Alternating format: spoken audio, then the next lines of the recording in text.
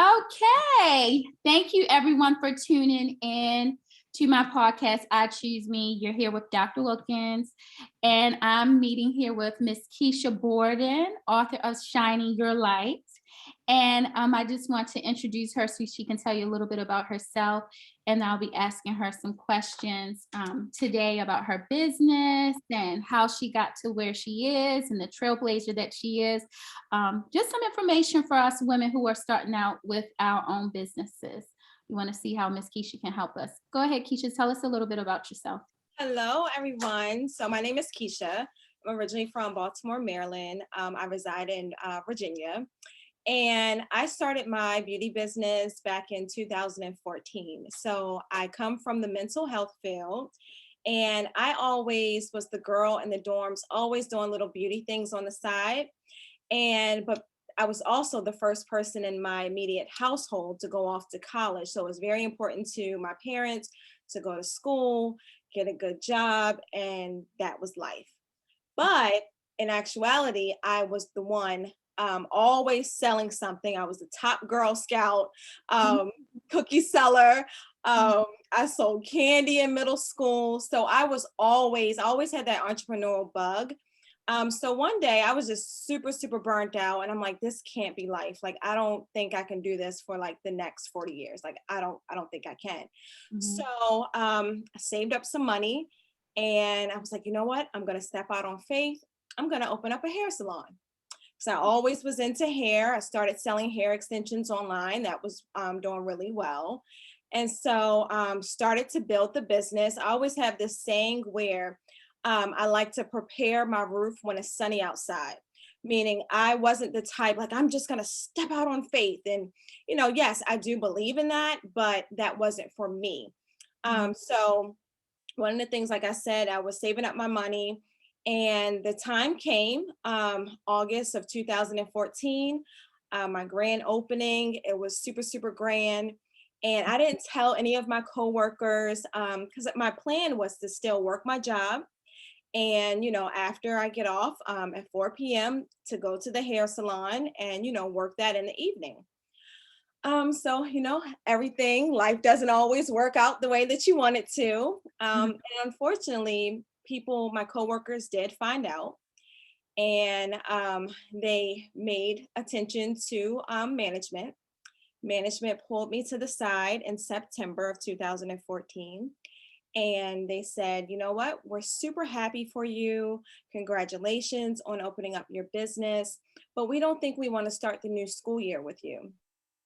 And I was looking at them. I'm super devastated because I was the employee. I was the director. I oversaw several of the school systems, counties in Virginia. And I was super shocked because I'm like, I don't have any type of issues. I'm a great, employee. And they said, it was a male, and he said, I don't think you can handle 2 babies. Oh, wow. That's amazing. They must not know Black women, huh? he might not have came across Black Girl Magic. Girl. What was your title? So what were you actually doing at the same time? What were you doing for the county?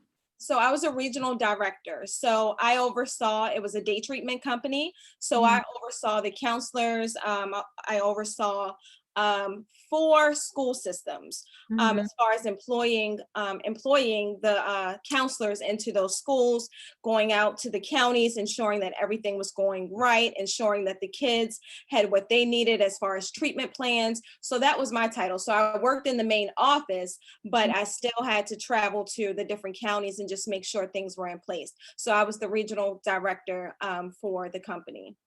So based on that, so he did not feel, because that seems, weird.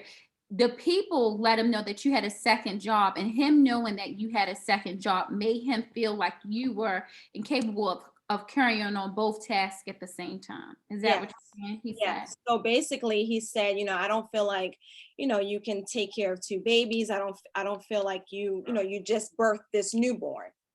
And now you're going to take on, this newborn. And we all know that taking on a newborn is a big responsibility. So I'm sitting in the chair and I'm like, if we are directing this towards, babies, I'm like, women have twins, triplets, all the time. And Mhm. he's like, I just don't know. He was like, I feel as though, my baby, which was the school systems and the company that he built, he felt as though my job was going to slip. And I Mhm. told him, I said, I can't afford for the job to slip because I still have to provide for, my family. And Mhm. my goal is to continue to work. And so I actually told him, I said, you know what? I want you to think about what you're doing, and we're Mhm. going to meet again on Monday. I like that. I like how you were assertive and you told him, let's think about that. Let's Because think about sometimes people make drastic decisions without thinking things clearly. And Yeah. I'm in education. So I know the demands. It takes a whole community to Yeah. come together for it to work. So Yeah. getting rid of someone who's in charge of hiring the counselors, that's not something you're going to just pick up and it's going to be okay, like you said on Monday. You're going to need somebody to still continue to do that. Have you, found someone to replace me? What is going on? So I like how you did that. Yeah. Yeah. And so forth. So Monday came, and speaking with my family, that entire weekend, I just couldn't believe, he actually said this, and I actually was going through this. And one of my friends, she said, well, this is kind of what you wanted. And I said, not like this, though. I Mhm. did not want it like this. I said, my income could potentially be taken away. And so I prayed on it and prayed on it. And I really couldn't make up my mind. I said, you know what? Maybe I should, let it go. Maybe I should try to step out on faith and, just go with it.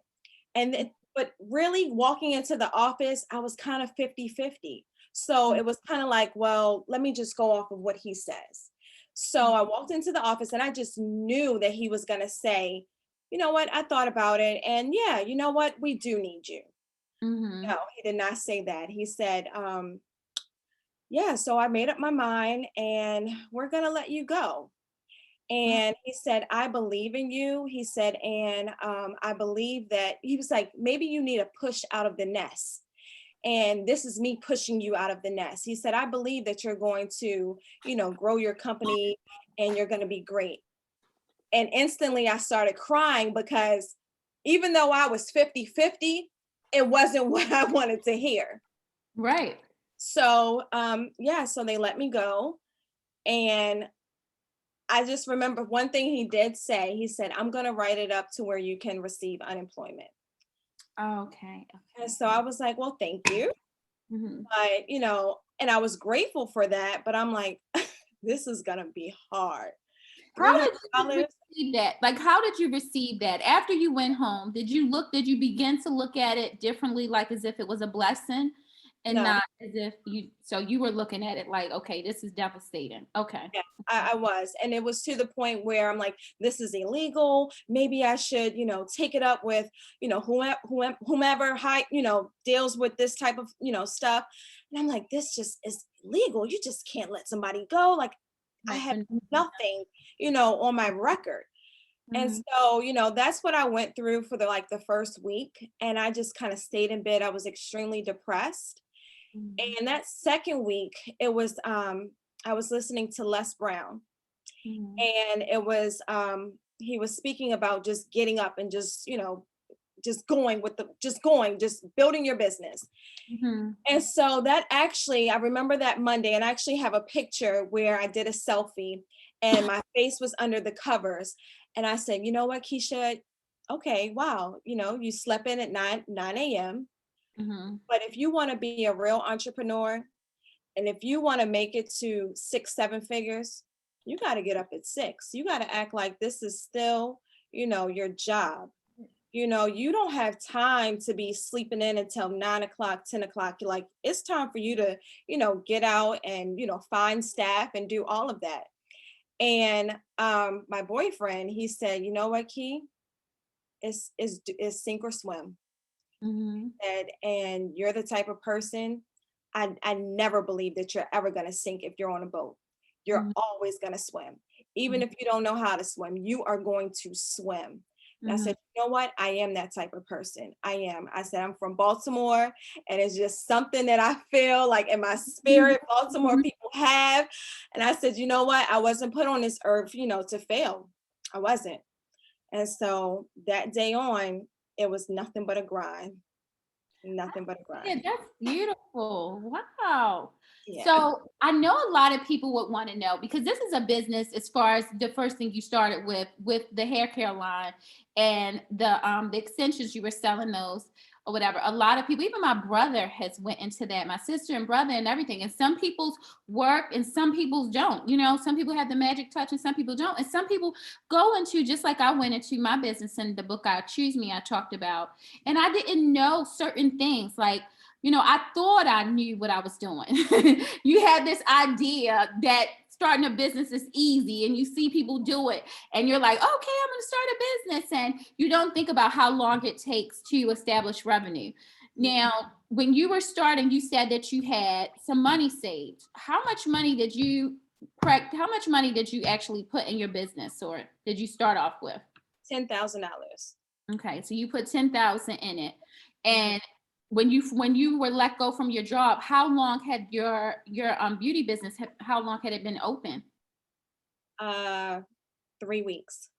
3 weeks. And you were in a building too. So you had the payment for the rent for the building, you had your other bills, home, etc. How much money, because I think this is important, were you generating in excess of your regular income that you used to pay your bills? How much additional income were you generating that could go towards the new business that was coming before you were laid off at your job? So my salary when I was laid off was 60,000. Mm-hmm. So when I was laid off, that went to $300 a week. Mm-hmm. So $300 a week, I really had to figure things out. I had no time, no leadway to even breathe. I had to hit the ground running. And I had to get really, really uncomfortable because my son this is high school. This is his first year of high school. So you can only imagine like the expenses of, someone going into high school. And so I had to get really, really, really creative. And so one of the things that I did, I said, you know what? Okay, I'm going to take this $300, save this up, and I'm going to go get trained in doing lash extensions. Mm-hmm. Because I see that it's booming, and it's booming in California, Atlanta, but it's not booming in this area yet. So this is 2014. So I said, if I can switch people over to, strips and then the other types of lashes, then this can be revenue for myself. Mm-hmm. I never wanted to be the service provider. I always wanted to be the owner. But I was forced into this position because I had no income. $300 to me, a week, that's not really, income for me from what I was making. And so, like I said, I had to get really, really uncomfortable, so uncomfortable. By nature, I am an introvert. It really took me out of my comfort zone. And I remember one day there was a jazz festival. And my boyfriend said, what we're going to do is we're going to go and put 500 flyers on these cars. Mm-hmm. And I'm looking at him like, I'm not doing that. What? No. I'm like, can we hire somebody to do that? I have the same story. I'm similar to those flyers, okay? I'm getting my business ready. That will humble you, because if you were the one who was throwing them flyers, like back in the day, you see somebody you're getting in your car and you see the flyer and your little, what is that called? Your windshield wiper. I'm like, okay, whatever. You don't understand the grind and what's going on with these people when they're putting these in, trying to advertise and market for their business. And I told in my book, I was basically out at Taco Tuesdays because I was thinking of mine. I was trying to come up with ideas too. How can I market this? And I said, okay, most people take their families to Taco Tuesday. So let me get at Taco Tuesday. But Taco Tuesday was where I used to go, where I used to frequent and go eat food with my family and leave out and not think about a care in the world. And now I'm out here putting in the rain with my 2-year-old daughter, walking from car to car, putting on flyers in the front and out in the front, giving out. So it humbles you. So tell me what happened. You went ahead and started doing that too. Yep. So, after I gave, attitude and I'm not doing this, and Mhm, he looked at me and he said, "You have no money. You mhm, have no choice." mhm, So yeah, so I did it. It was hot. And mhm, so I put, flyers, and he put flyers on cars, and he said, I'm like, so after I did it, I felt, good. I'm like, yeah, I did it. I did it. Wow, I can't believe I did this. And I'm like, wow, the phone's gonna ring. It's gonna ring off the hook. Oh my goodness, this is gonna be great. Two mhm, phone calls, two mhm, out of mhm, 500 too.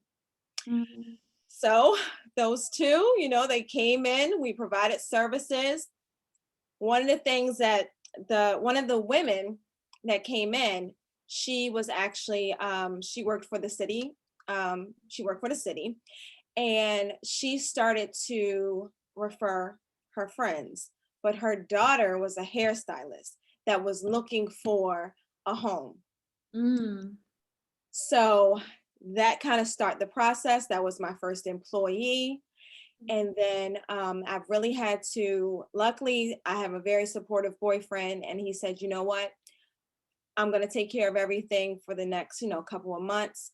Just, all the little bit of money that you do get in, put it all to marketing. So I'm mhm, confused. I'm like, marketing? No, I need to pay my bills. I need to. He said, well, you need to call the creditors, and you need to figure out, if you can get payment extensions and payment arrangements. He said, mhm, because you have to, market for your business. mhm, So one of the things was, he said, Keisha, give me $500, because he's paying all the bills. So mhm, he said, give me $500 so I can take this Facebook class. mhm, If I take this Facebook class, this is going to help the business. mhm. Because he was also good in digital marketing and things like that. Okay. Um, so I gave him $500. I put up a fight. I'm like, I can't afford to give you $500. Oh my God, you take it from me. And Uh, gave him the $500. He took the class. Tanya, when I tell you it was the blessing, it was a blessing in disguise. wow. That we went from 300 followers to 5,000 followers within Oh, 2 months. wow. Yeah, on Within 2 Instagram. months. Yeah, Yes, and you said 300 to 5,000? Did you from say? 5,000, yes, constantly running ads, constantly. And yeah, I kicked and screamed every time, that bill came out, each month. But when I tell you, that is what changed my business, was the marketing and just having amazing customer service. The area, Richmond, Virginia, is kind of known sometimes for being a little unprofessional with some businesses. And Mhm, so I wanted to make sure that I was just as professional as possible. So my customer service was over the top. The way that I answered the phone was over the top. The way that I dressed was over the top. So I wanted to make sure that I brought something new. My furniture in the salon, people have never seen that. They may have seen that in Atlanta, but my furniture for this area was just mhm, over the top. It had diamonds and sparkles and all types of stuff in it. So I bought something new, to the area. And so, but yeah, so the marketing is what really, really changed our business. Marketing, and then word of mouth, of course. mhm. I saw the pictures. So I remember in the beginning, it looked beautiful and Thank you. beautiful. And I think a lot of times we don't know the story behind and what's going on behind closed doors and that journey that it took to get where you are. So you said you sit up here and you had the $10,000 saved. Where did was the $10,000? Where did you put that first when it within the first 2 months or so? Because for I know for some people I had money too, but I had to live off of that for a year. I had about 50,000. But of course, I didn't spend all of that at once. I kind of needed that throughout the year, is what I needed for my own living expenses. But what did you start to pay with that at first when you went ahead and opened up your establishment? So Two things. One, the furniture, because the furniture was imported from overseas. Mhm. So I'm thinking, okay, well, I got this great deal, on this furniture. So I sent 5,000, well, $1,300 for a good amount of furniture to China, Mhm. which was a steal to me. Mhm. But what I did not factor in was the importing fees. I Oh. needed to hire logistics, someone to, once it got to the actual dock, I needed to hire someone, an agent to take things off. I needed to have it delivered to the store. This is heavy, heavy furniture. So Mhm. that's where the bulk of, well, not the bulk, but that's where a small portion of the money went. The next part was contractors. Okay. That is just to get the building up and going. One of the things, you learn from your mistakes, as you grow as an entrepreneur. So Mhm. I hired Tanya's cousin Larry, like I kept hiring people's cousins, yeah, my Uh-huh. cousin paints, yeah, my cousin puts down tile, yeah, Mhm. okay, send them over. Prices were good. Uh-huh. When I tell you, it was literally a nightmare dealing with unprofessional people and not licensed contractors. You have a time frame because now your income is, your money is running out, and Yeah. you want to get things up and going, you want your doors to open. That was the worst thing ever. I would say that is the one thing that I learned from. So I will spend money nowadays when it's time for me to open up a business. I will spend money on good contractors. Trying to Mhm. cut corners, no, I will Okay. never do that again. So Okay. that's where the bulk of my money went, was contractors and the furniture. So when you open the business, okay, you're in the first week. How much money was left of that when the grand opening, when the doors open? Ooh, 10,000. I want people to get a clear understanding of what is going on and what happens and the anxiety that's Tanya. associated. Because I don't know as much. I know a tidbit of it, just a tad Yeah, bit. yeah. So, this is my first time, my first big production, spending, all this money. So, Mhm. like I said, and I like to do things big. Mhm. So I've always been that type of person. I've always had that big, flashy personality. I want this, I want that, I want everything to sparkle. So my grand opening, oh, that had to be big. Mhm. But I didn't understand the cost of catering. I Mhm. never hired a caterer before. Um, Mhm. just decorations, just all types of stuff. I didn't factor all of that in. Uh-huh. So I had about $2,000 left. And my boyfriend, he said, well, yeah, I said, okay, so you can get such and such, chef such and such to come in. Yeah, and I want the crab balls, and I want this, and I want the macaroni and cheese, and I want this. And I needed to hire, the cake ladies, cake pops and all this stuff. Yeah, I want them. Cake pops, that was about 375. The Oh, caterer, I think I spent about, because of the amount of people that I invited, that was probably about $700. And then there was other little factors as well. So after the grand opening, we're looking at probably about $1,100 left. Yeah, okay. So you have $1,100 left. yeah, You have not, the rent is not, we're not getting ready to pay the rent yet. Okay. We have maybe, I'm saying, a month is done. yeah. Okay. With all of these people, you done had this grand opening. You had 375 dollars worth of cake pops. Okay. Now, what is happening? The grand opening is over.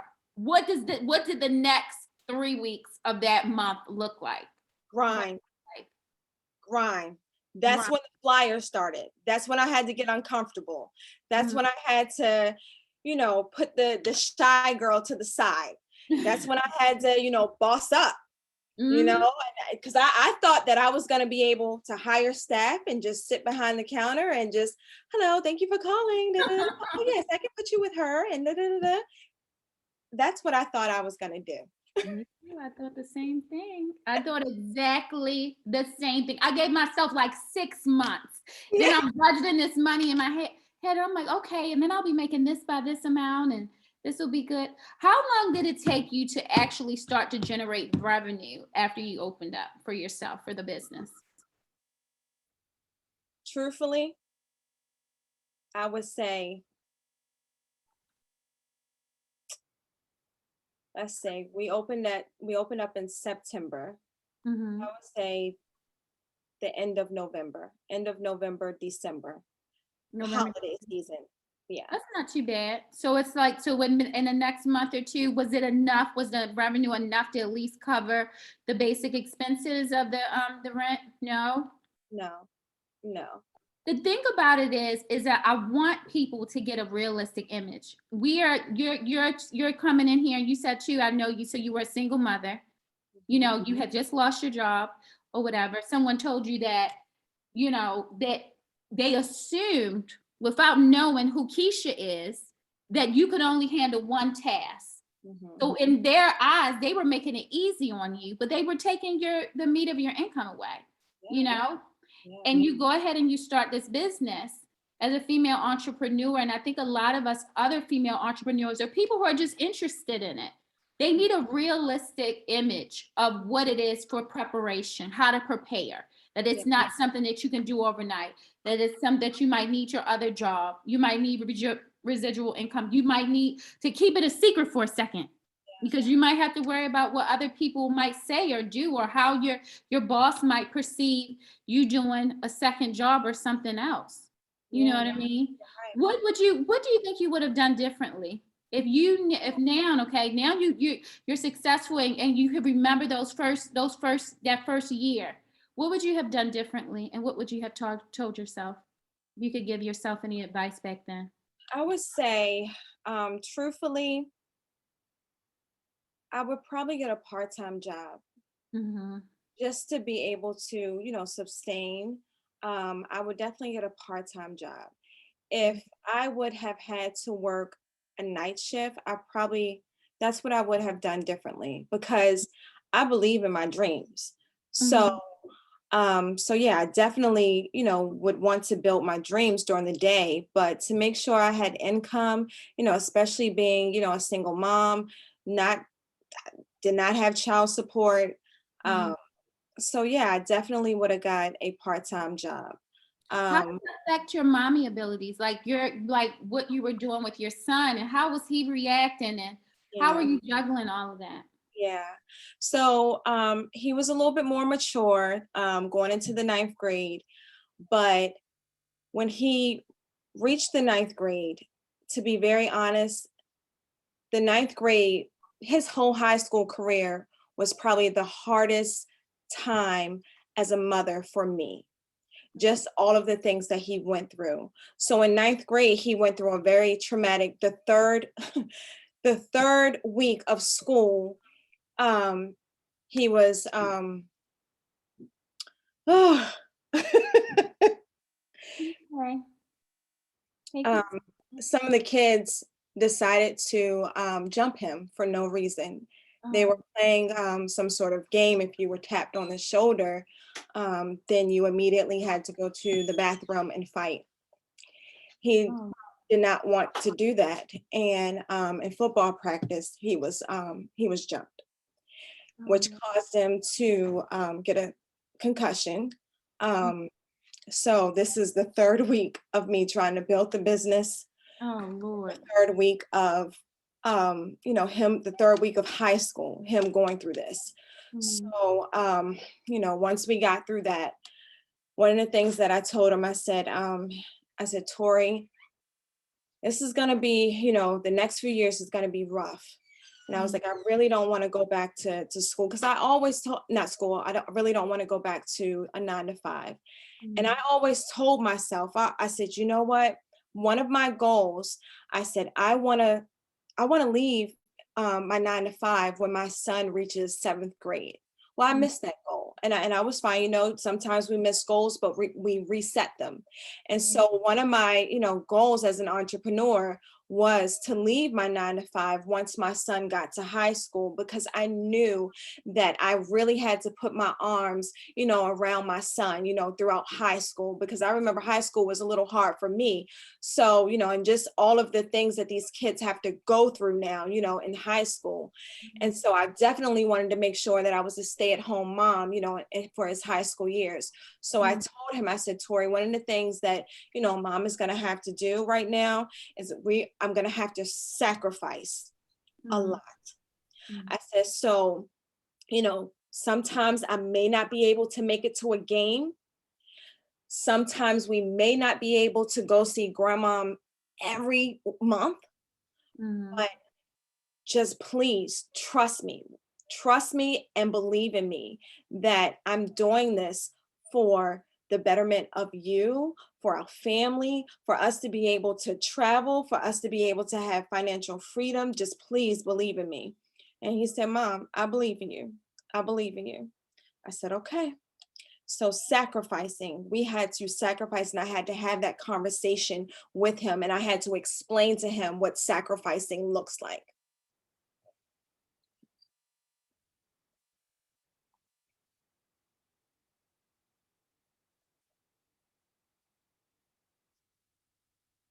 Tanya?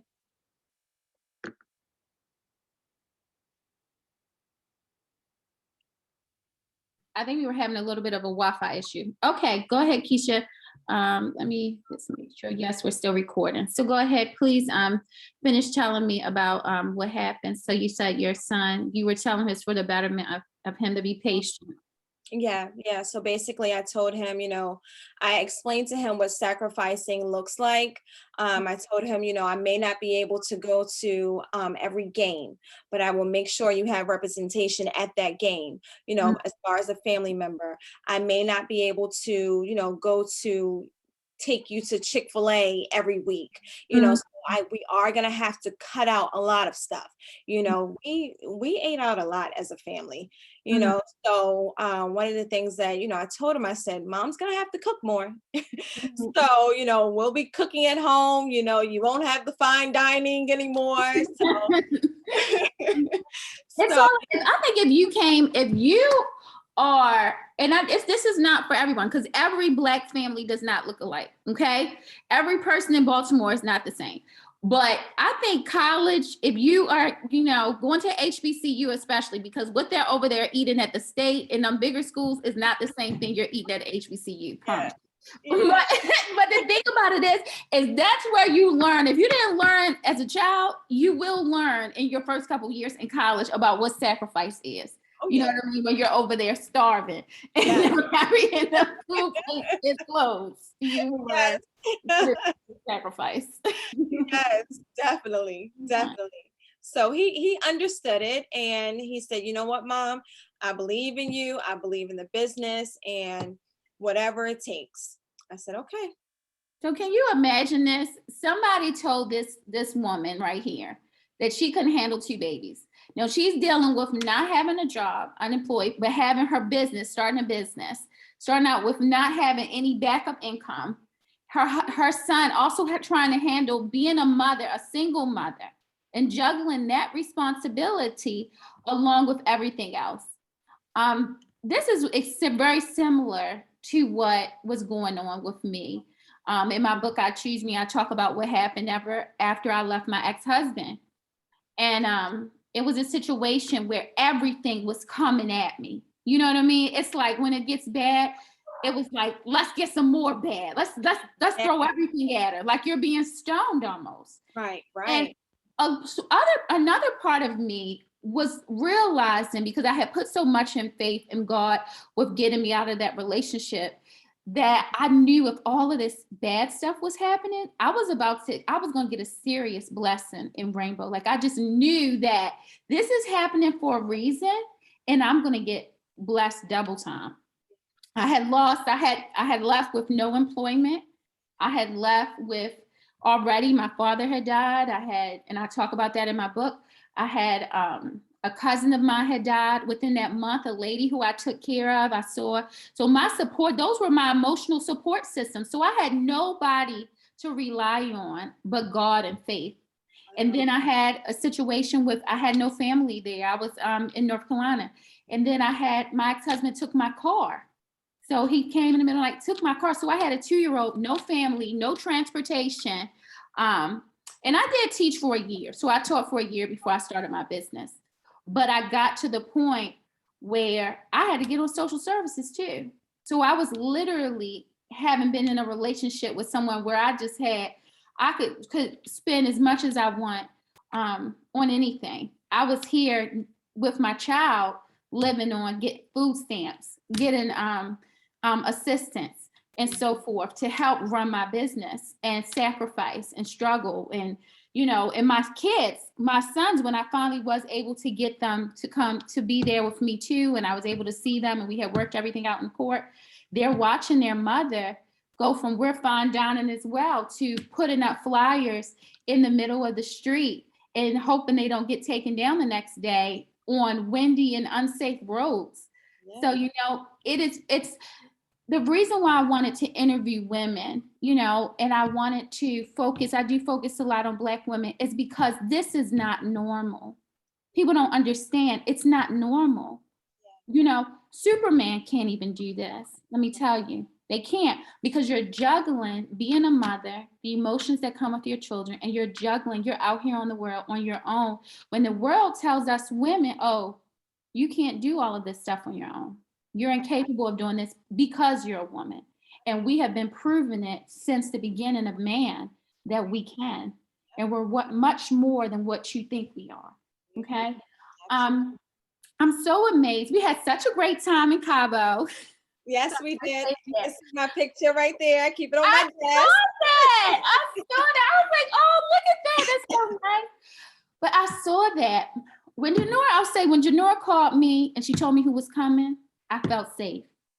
I felt safe, or who was going on a trip. And I also thought, I'm going to learn some stuff. I'm going to learn some stuff from these ladies. We went with Miss Keesha, and I'm going to be interviewing Janora this week as well. And y'all were both, it was so informative. So it was like a mental health healing. And for me, it was, and me getting ready to get this book and it published, it was like it was a mental health healing. And it was like I was going to a seminar. I'm going to a seminar on how to become a female entrepreneur, the steps I need to take. And I'm like, this is amazing. Like, God is blessing me, because it came out of nowhere. Janora was like, I want to do a girls trip. You want to come on a girls trip? I'm like, I went on a small one with my family, a group of girls, cousins, but I had never really experienced anything like this. So I didn't know what to expect. But I'm so glad that I did, because I came back with more information. Now, when we were there, I know that you were telling me that you wrote a book called, am I saying it right? Shine Your Light, right? Yeah, Shine Your Lights, And I read the book from front to back. And I loved it, because I was like, wow.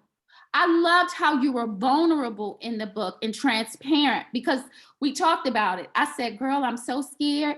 I done been too transparent. Like, what am I going to do? I'm extremely afraid about this book getting out and it not covering a lot of platforms, and it just being, okay, I made this book, it's just for my Facebook friends, it's just for my family. And I'm exposing a lot of things. I'm exposing a lot of secrets or whatever. Yeah. And a lot of insecurities. I'm analyzing myself. So I'm not in here acting like I'm this diva or this bad person. I'm in here analyzing myself and my practices and what I do wrong, and, you know, and so forth. I'm tearing myself apart, like in this book, with analyze. So it's not just about me, oh, she thinks this way about, you know, her previous relationship. She thinks this way about, she's the victim, or she's only the, I'm exposing what I've done as well to contribute to that relationship and my childhood too. I want to hear more about your book, and what I like, one of the things I do like is how you just told people what your insecurities were and how you felt about yourself and how you didn't allow it to shape who you are. So tell us some more about your book, Shine Your Light, and what made you want to write it. Oh, well, first, one of the things that made me want to write it was, like you said, my insecurities. I Mhm. always, growing up in Baltimore, starting off in Baltimore City, the school systems were extremely behind. Mhm. Once my family moved to Baltimore County, I found myself even more behind because these kids were so much more advanced than I was. Mhm. So we moved to Baltimore County in the third grade. These kids were reading on a fifth and sixth grade level. I Mhm. was still reading on a first grade, barely, reading. These kids were writing in cursive. I had no clue how to even write an A in cursive. So I was pulled out of class um, to, go to the next room to get help. My father had to work with me, day in and day out, every day that I came home from school. He's the one that taught me how to write in cursive. I just felt as though I always was behind the curve, which I lacked, which caused insecurities. Because these kids, they were in spelling bees. I could, I can't do a spelling bee. I don't know how to spell. I don't know how to read. I'm reading on a first grade level. So I can read cat. I can spell cat. I can spell, dog, but house, I Mhm.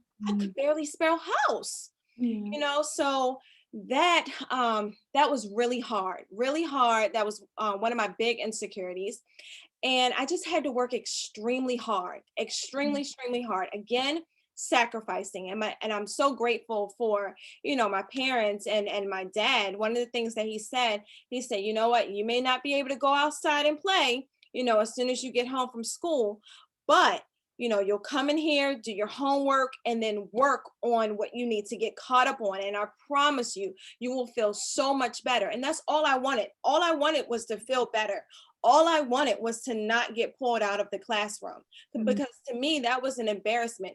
Even though none of the kids, laughed or anything like that, it was still like, I want to be in the classroom. They're getting ready to watch a movie, but here I have to go, out with the special ed teacher or whatever, the title of the teacher was. Mhm. So it was that. I always had an insecurity with my forehead, with my facial features, nose, lips. Just I always felt like I had the biggest facial features ever. So that was, they called me Applehead. Oh, well, I was called Applehead in college. I'm just let them call me it again. Don't let me go Right. here. Honestly, it's funny because it's like that's even a reason what stops me from going to homecoming. Because some of the people who I feel like the people who are my good friends, I already communicate with them. But some of them who didn't really know me that well, and some of the things that they said, it even prevents me, even as an adult 20 years from now, with wanting to socialize with in that environment because of those different things. So I definitely can relate to that. Wow. Yeah. Yeah. So that was one of the things. Then the other thing, as I got older, so we'll skip to, most recently, I went on a international trip. Mhm. And one of the ladies that was giving the trip, I held this woman on the highest pedestal. I was so happy to be going on her trip, to be a delegation, to represent, the beauty industry. And it was a bunch of professionals. We had a dean of a HBCU. We had a president of a HBCU. We had a judge, professors. So I really felt like, oh my gosh, me, this beauty industry around all these professional people, I'm going to learn so much. When Mhm. I tell you, I'm always conscious of my environment. I'm always conscious of the way that I dress when I'm in a certain environment. Mhm. And I always made sure, that I knew that people's husbands were going to be on this trip. I knew that we were going to be in pictures. I knew that I was, the single lady as well. Mhm. Even though it was two other single women as well, but I'm very conscious of this. I Mhm. wanted to make sure that my breasts were covered up. I wanted to make sure that I didn't have, a form-fitting dress on, things like that. I've always been very conscious of that. I'm exactly the same way. I'm exactly the same way. Yeah. So now when I'm out with my girlfriends, it's a different thing. Right. Exactly. But it's being respectful. So you're telling us we're respectful. Yes. Right. So, like I said, I held this woman on a very high pedestal, but even though, I know how to dress professionally, my style is still going to be, very swagged out, as the kids would say. Right. So one of the things I would say, this was the second day of the trip, and we are at this monumental area. And I started to notice, I started receiving a lot of compliments. So we would meet downstairs, in the lobby. And I started to receive a lot of compliments from the women as well. Oh my goodness, that's a nice dress. Wow, those shoes are, oh my gosh, those shoes are amazing. Even the men, wow, you look nice today. Thank you. You look nice as well. Compliments always kept flowing. And as soon as I get one, I would make sure I would give, one right back. And they were always very respectful compliments. Tanya, this one particular day, like I said, we were at this monumental place. We're all taking pictures. She takes a picture with everyone except for me. Wow. So at first, I said, okay, well, I'm not going to pay any attention to it. Maybe it's just me. Another day, we are at, an event, and one of the people asked to do an interview with me only. They wanted to know about the beauty industry and, all of this stuff. So I did the interview. Her attitude towards me changed. So it was more so like I was in competition, but I'm like, I'm on your trip.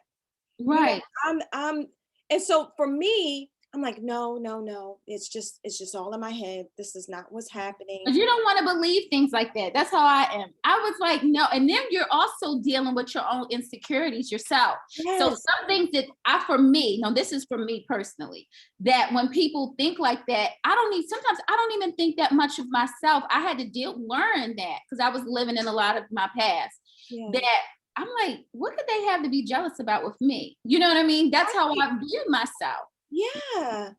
And that's how I felt. I'm like, this is your trip. Like, you invited me, and, I'm looking up to you, as this, I'm holding you on this high pedestal.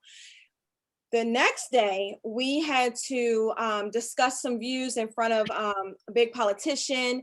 And they asked, what do you see that could be changed in the area? This is the point where I felt this small on the trip. So everybody is speaking, these are professors, and I may not have, the professor language and things like that, but I try to make sure I can articulate myself well. So, all the people, they start to speak and they give their views. And then one of the things that I said, well, I noticed that there is a trash issue. I said, maybe we can focus on some sort of cleanup, where we are, some sort of cleanup program where the youth get paid to clean up the trash around the area. She interrupted me and said, waste. Oh, wow. And so I said, oh, I'm sorry if I, offended. I meant to say waste.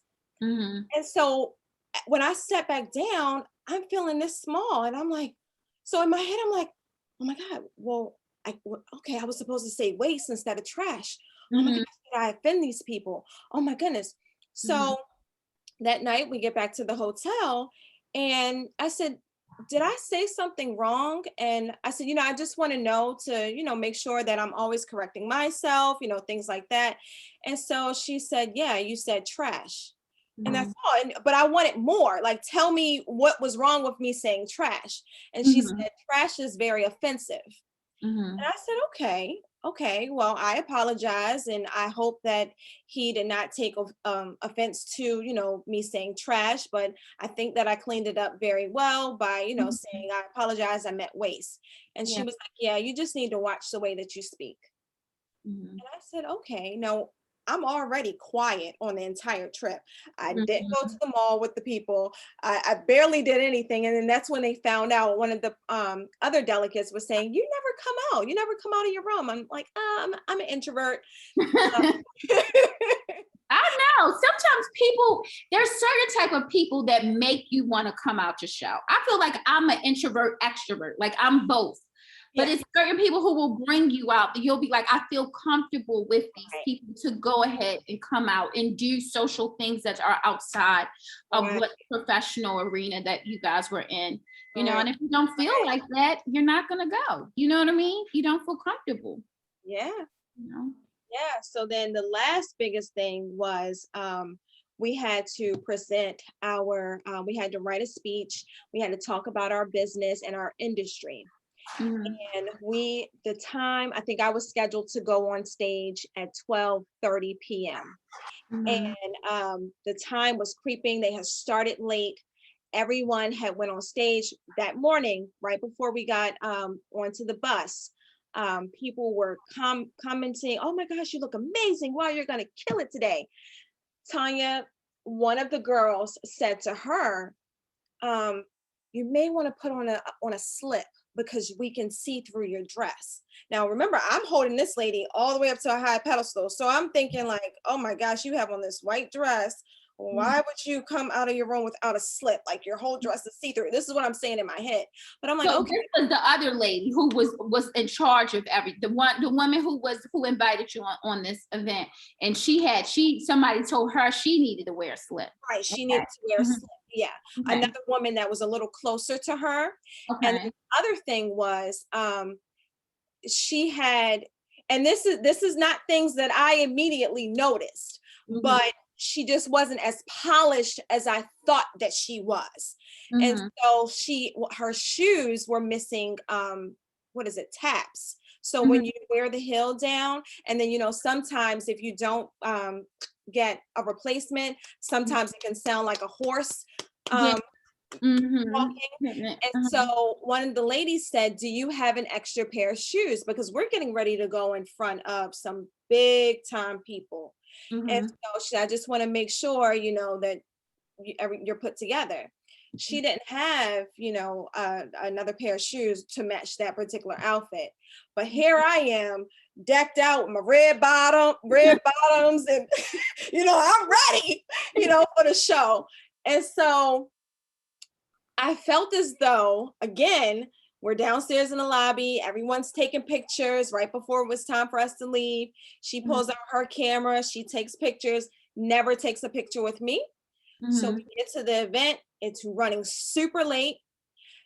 Guess who? And then she even asked everyone, she said, yeah, if we can try to keep it at a 5-minute minimum, that'd be great, because everyone had like an 8 to 9 minute. So you can kind of take it down to 5. So everybody was like, yeah, okay. Everybody's going along, you know, with the flow, because we knew that it was late and we had to get into the next presentation. She cut my whole thing. So you couldn't even speak. Oh, wow. I didn't even speak. I was devastated. And I remember coming home and I was speaking to my sister. You know, she was telling me, how was the trip? And, you know, I'm telling her how the trip was. And she was like, how was the people, you know, on the trip? And I started talking about, you know, the woman. And I started crying. Oh, wow. I started crying. This was 2 years ago. So I think I was 40. So I started crying and I just couldn't believe it. And I'm like, I don't know what I did wrong. You know, I don't know what I did wrong. It's funny because I did my first podcast was about people seeing the light in you that you might not even see for yourself. That people can see that you're a star, and they can see that, and they're worried a lot of times that your star is so bright that it's going to just diminish their star. Yeah. So they're kind of in a competition with you, and they try to make you feel small, and they try to insult your intelligence. I dealt with my intelligence being insulted almost my entire life. And it drove me to work as hard as I could or can academically to go all the way up to my doctorate. And when I was even in college, a lot of people would say, oh, how is she making this grade, or how is she doing well? Or they would always look at the men who were and the boys who were in our class and look at them as the most intelligent, and then look me as differently because I dressed nice, or I wore certain things, or I wore how I felt, and that diminished my intelligence. when I went on to other internships that I did with other schools who had more exposure to labs and so forth, because I was pre-med, I felt small and I felt unintelligent and I felt like, why am I here? And I cried too. And I would call my family and I would say, I don't even think I belong. I remember one internship, I think at 19, and we had this radiology test we had to take. And I think I was the only one who failed it the first time. And my roommate was posting it on the wall. My roommate, and she's on one of my Facebook friends, but she's amazing. And she got her doctorate. She has her doctorate too, and she got it from Harvard. And she was going to Berkeley. This amazing girl, down to earth, whatever. And she had her, so she's like, let's put ours on the wall. And I was embarrassed because I didn't have mine yet to put on there, you know. And even from early as elementary school, and you said like oratorical contests, trying to do that, and my principal saying they don't think I'm capable of doing it because my memory or, you know, my ADHD was going to prevent me, or, you know, that I was not going to be able to do it. And all it did was push me and motivate me to do better, because I always felt like I have to prove them wrong.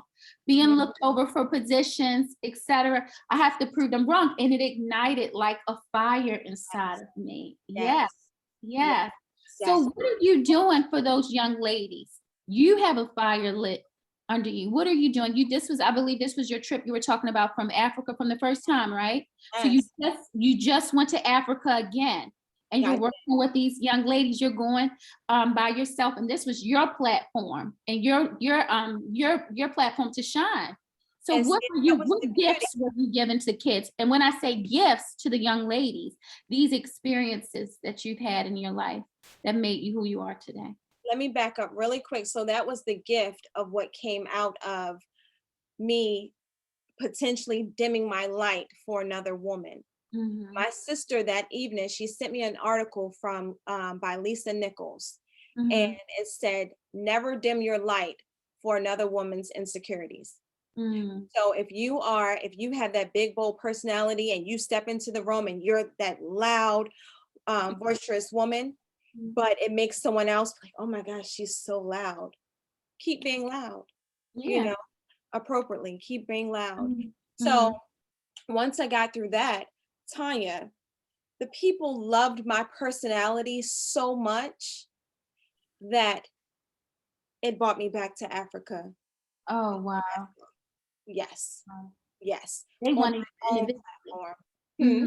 They wanted you individually. They wanted individually. Yes. Mm-hmm. Yes. And now I have been awarded to be able to take, I haven't announced this yet, so you're the first platform that's going to know this. Now I'm going to take my own delegation next year, 2022. Oh, wow. To Africa. Wow, wow, that's amazing. Yeah. What were some of the things you did with the young ladies? Because I saw some of the pictures. What were some of the things you were doing, or what were you teaching them or talking about? Yeah, so I went to a school. This is in a lower income area. And these girls, they are, you can imagine, I mean, anything they have been through. Mm-hmm. Rape at 13, pregnancy, just parents being killed in combat, parents not wanting them. So it was a lot. These kids have been through a lot.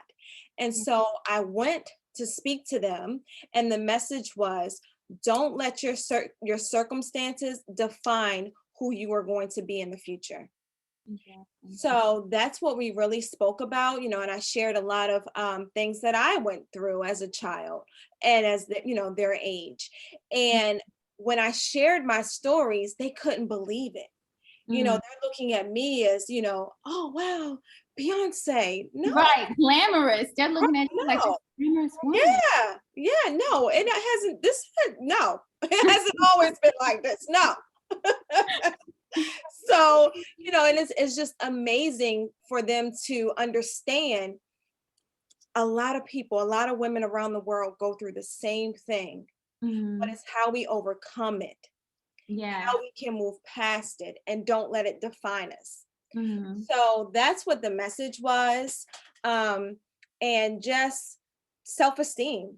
And then one of the biggest things that they wanted to know was, how do I overcome my shyness? Like, I'm super shy, and and I don't like going to the store when I'm told to go to the store to buy groceries. I was like, I didn't either. Mm-hmm. I didn't like going to the store. I just went to my first restaurant and sat down by myself at 38 years old.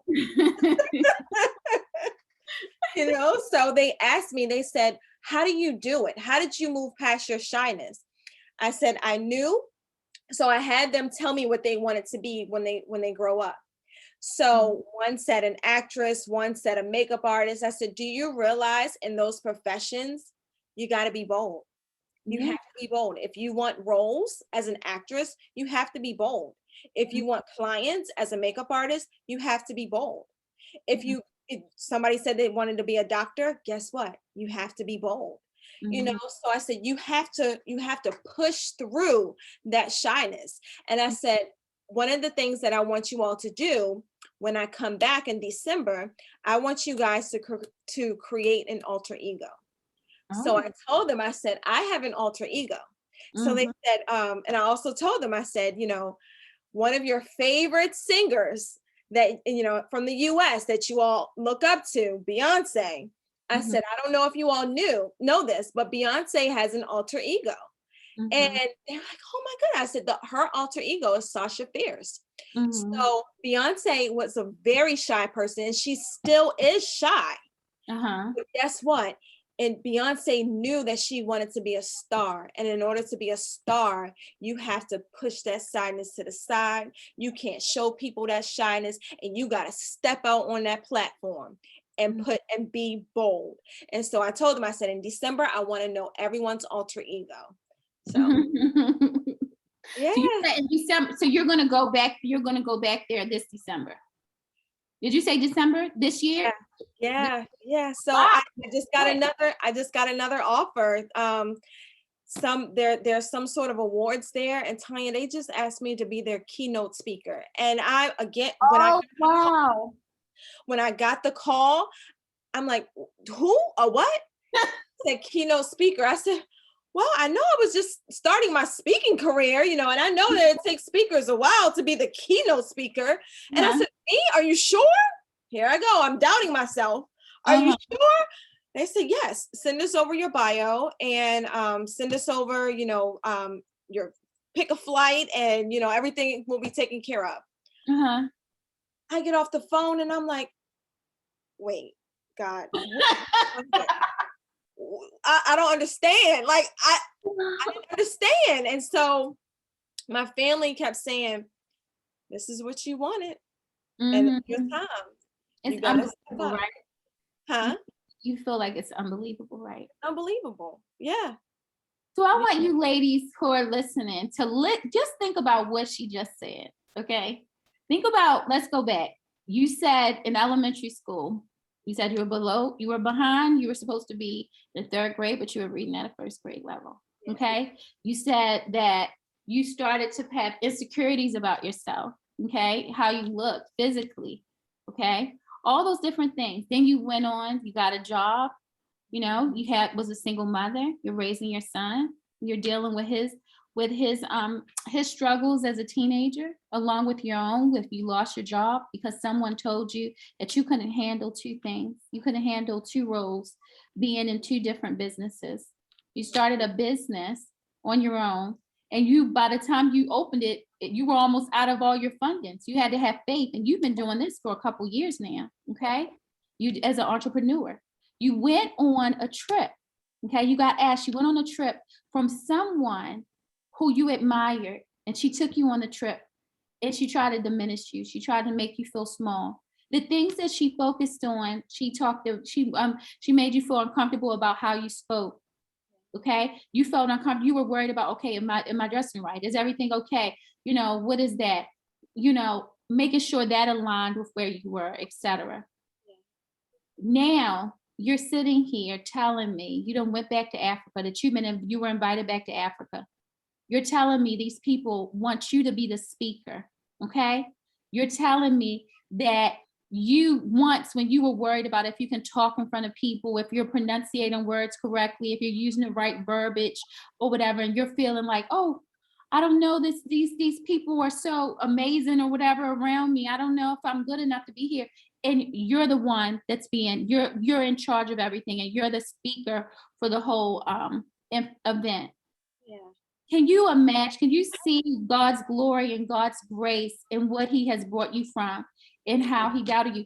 What do you think now? What do you think now, based on what happened about what that guy said to you? Do you still believe that that was him, or do you think in a way maybe it was God? Maybe it was God was pushing you. What I do you do. think about that? Yeah, you're getting ready to make me cry. But I'm listening to you, Keish. I do, because the crazy thing about it is 2 years after that, him and his wife were walking by the salon Mhm, and came in, and I said, you know what? Before I even show you this building, thank you. mhm, Thank you. Thank you for wanting to push me out of that nest. mhm. Because Because sometimes we don't understand things when they're taking place. yeah. Mhm. Mhm. Just look at how God has blessed you, how amazing that is. Yeah. When you look back, because only you know your stories, and only you know the little secret things that are too emotional or uncomfortable to talk about in front of a big audience. So you truly know what your journey has been like and where you are today. And the beautiful blessing about it is that you're here to help other women. You're here Absolutely. to help other women become you're not because a lot of times people get businesses and we're like, where's the secret recipe? Can I get some of the secret recipe? And they don't want to share it with you. They're like, look, this is my secret recipe. You on your own. Yeah. But even when I was there, just the advice you gave me, the information you gave me with starting a nonprofit, I've shared it with my girlfriend, and I have goals too as well to start one myself, and gave myself a deadline of when I want to prepare that. It just was so knowledgeable, and that's what this is about. This is building camaraderie between women, not competing with each other, but adding to each other. You know what I mean? Because we already have the world competing against us, especially as African American women. We always have the oppression that is happening to us in our careers. We have it without raising our children, and in sexist environments as well. So the fact that you're here, you're beautiful, breathing, looking amazing, fabulous, right? Thank Your you. hair looks amazing. Well, thank you. And you're sitting up here, you're telling us that you done made it, and you're this amazing business entrepreneur who's been in business, and because I want to go get my lashes done. Like, I'm like, it has blown up. You saw a vision. You saw a vision, and Did. it has blown up with Did. that business, and Yes. you got it in there early. You see Yes. what I'm saying? Yes. So I just want to thank you so much for giving me a little bit of your time to do this interview about your journey and your growth. Is there any more advice or anything else that you would like to tell our female entrepreneurs that can help them in their endeavors to start out on Yeah. their own? Believe in yourself. Mhm, Believe in your talents and your abilities. Believe that other women, that the world needs your talents and abilities. Don't think that, just because five other people have the same talent or the same ability, how you present it is always going to be different, and it could definitely help mhm, another woman. So never minimize your talents, your abilities. The world needs it. The world needs to hear your story, because your story can help another woman. mhm, Um, and then also surround yourself with positive women. That mhm, is so important. Surround yourself with women. As soon as you see that another woman is maybe giving some jealous traits, get out of there. mhm, Let mhm, the friendship go, or just move mhm, on. One mhm, of the things, Tanya, that I want to, take this time to thank you. Um, Thank you for one. I was so apprehensive about a girls' trip because, again, I'm an introvert. I have three main girlfriends, and that's it. But I always knew that you and I had an amazing friendship, an amazing connection, even though we did not speak on a regular. Janora, I always knew that we had, a great friendship, same thing. So I was so excited. The girls trip was more than a girls trip for me. I was just looking forward to it. And it was, like I said, I told you, my boyfriend, one of the things that he said he felt as though he was sending his daughter off to camp because I had so much anxiety leading up to it. So he's calling me. Crazy. I did too. Did? I was thinking I wasn't going to be able to keep up with you guys because I've let my fear and my anxiety control so much of my life. And then I see your pictures with you on the jet skis and, and you doing all this amazing stuff, jumping and like, what is it called? When they go through the zip line and all this stuff. So I was like, I'm gonna be embarrassed because I'm gonna have to tell them like, oh, I don't think I can drive on the jet ski because I'm scared to go fast in a vehicle. And that's fine. I'm gonna ruin the trip. And I was like, being around you guys, you ladies, and getting y'all vibe, like even from me, y'all, I think I said it briefly, like when we were on the boat and we were just dancing and partying on the boat and I was getting on the edge of the boat. I was like, I would not have done that. Even that, taking the pictures, I would not have been in the boat like, oh my God. Like that's how bad my anxiety was. But y'all made me feel so comfortable and loved and, and we were just there for each other. We had our little mishaps that came up, but it was like the way to show how somebody is supposed to care for you. Yeah. And it was so nice because we got to care for each other. And I'm like, I can't wait for the next trip and everything. I had the best of times. I tell everybody that. I had the best of times. And what you did after the trip, Tanya, I can't thank you enough. Oh, I can't thank you enough. So for the people that don't know, really quick, Tanya is the one who released my book. Tanya was the release date. Right? Tanya was the one who took me from 0 sales to, I want to say we're at 400 books sold today. Oh, wow. It was Tanya. All Tanya. My book was not ready. I still had I had to upload it on Amazon just to kind of see what the aesthetics look like. I told them that the book was on Amazon. Tanya went to buy the book. I never told you this, but behind the scenes, when you sent me that picture, I was like, oh my God.